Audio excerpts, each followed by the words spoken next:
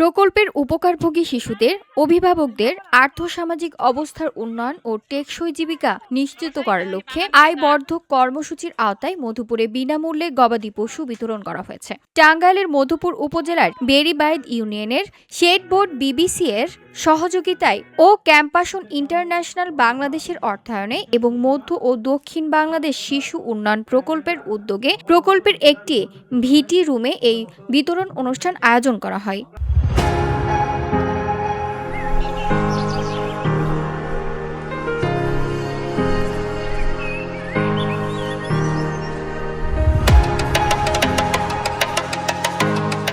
LCC chairman সুপ্রেন্ত হাদিমার সভাপতিত্বে অনুষ্ঠিত অনুষ্ঠানে প্রধান অতিথি হিসেবে উপস্থিত ছিলেন মধুপুর উপজেলার প্রাণী সম্পদ কর্মকর্তা ডাক্তার শহীদুজ্জামান। বিশেষ অতিথি হিসেবে উপস্থিত ছিলেন মধুপুর প্রেস ক্লাবের দপ্তর সম্পাদক মোহাম্মদ লিটন সরকার। এ সময় প্রকল্পের কর্মকর্তা কর্মচারী, স্থানীয় গণ্যমান্য ব্যক্তি ও উপকারভোগী অভিভাবকরা উপস্থিত ছিলেন।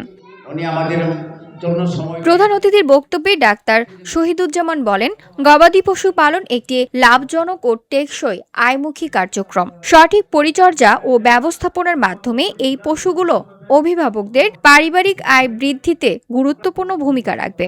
একই সঙ্গে শিশুদের পুষ্টি ও শিক্ষার উন্নয়নেও এর ইতিবাচক প্রভাব পড়বে। অনুষ্ঠানে উপকারভোগী শিশুদের অভিভাবকদের হাতে গবাদি পশু তুলে দেওয়া হয়। পাশাপাশি পশু পরিচর্যা, টিকা প্রদান ও রোগ প্রতিরোধ বিষয়ে সংক্ষিপ্ত দিক নির্দেশনা প্রদান করা হয়।